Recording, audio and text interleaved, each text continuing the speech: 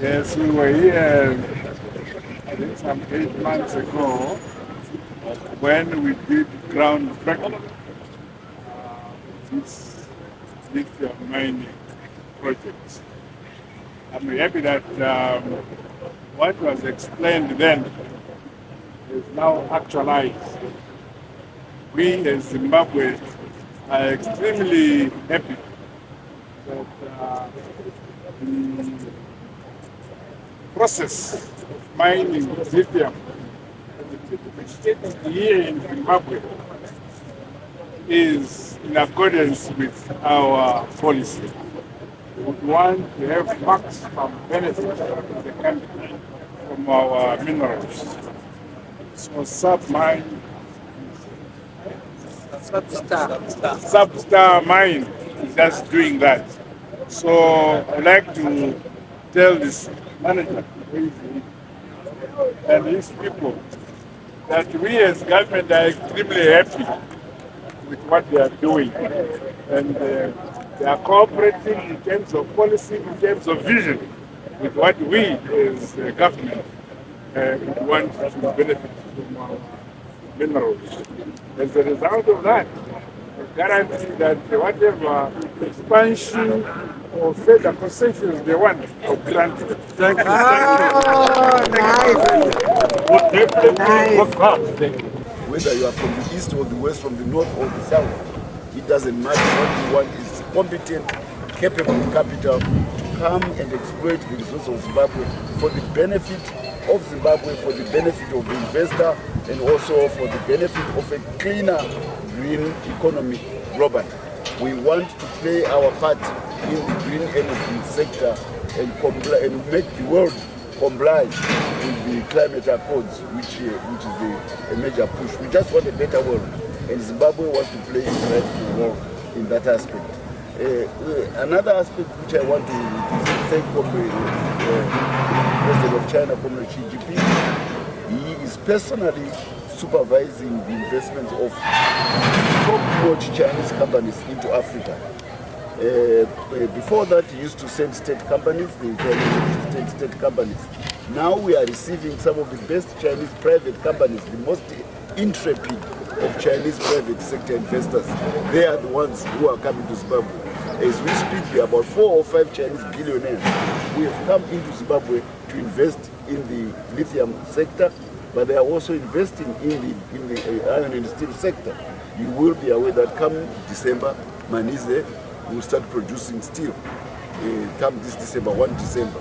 So you can see the possibility that powertrains of electric vehicles can actually be made in Zimbabwe, because the company Tsingshan, which is in Manize, it is also the leader in steel production.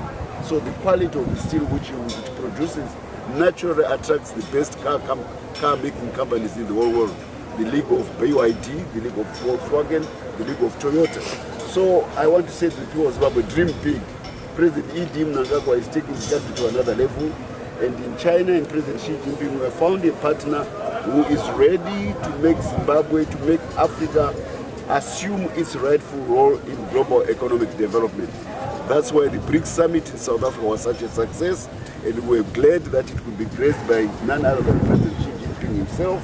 And also at that BRICS summit, he announced a shift, an amplification of Chinese investment beyond infrastructure, now which is ports, railways, roads, and telecommunications. He is now looking at industrial parks in Africa. Africa will get a chance to become a producer of world-class products made in Africa for the global market. This is a boon when we're talking about the continent-wide Africa free trade area. Zimbabwe will be producing these products, and it is what a beauty to see educated Zimbabwean talent producing these goods. Because what we are offering, because of the education of our people, is a skillable population, a very skillable population, which can turn capital into profits in the shortest period of time. And this is also what the speed at which Max Mind has invested and realized the launch of this project speaks volumes about the quality of the Zimbabwean labor force. We invested in education, and from the jump from education to skills is easy for Zimbabweans. That's why we are offering a full cafeteria. The God-given mineral resources, a stable government, a proactive business-minded president who says Zimbabwe is open for business, a stable political structure, which you have seen. We are being buffeted for our elections, but we remain steadfast. So we are offering stability, political stability to the investor. Then on top of it, we offer the best skillable labor force, the most organized and structured labor force on the African continent. This is a recipe for success both for the investor but also for the host country, Zimbabwe. And I say to Zimbabweans, you did very well to vote ZANU-PF back into power. Your future is bright. You claim your rightful place on the African continent as the children of Mutapa, like the President Idi Nangaba was saying. Thank you very much. We are very happy with our cooperation. We've had a long cooperation with China. A lot of our technicians have been training to China ever since I was even ambassador there. You may want to know that at any time there may be 7,000 Zimbabwean students self-paying studying in China. So, in addition to learning English, they're also learning Chinese, which is a language that will become a very important in commerce. And an area where we are excited is food security. China has got a huge population. It has urbanization is advancing rapidly. So its limited land is already shrinking. Here we have the African savannas, which have never been used for food. They've been used for fancy crops like cocoa, like tea, like coffee, like tobacco, like cotton. They've never been used for food, and Africa is food insecure. Now with what has happened in Ukraine is always has this advantage of its black soils.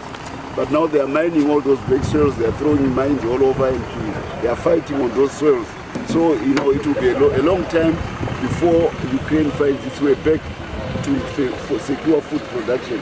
But in any event, there is the aspect that the element of risk has now been introduced into the agricultural chain of Europe.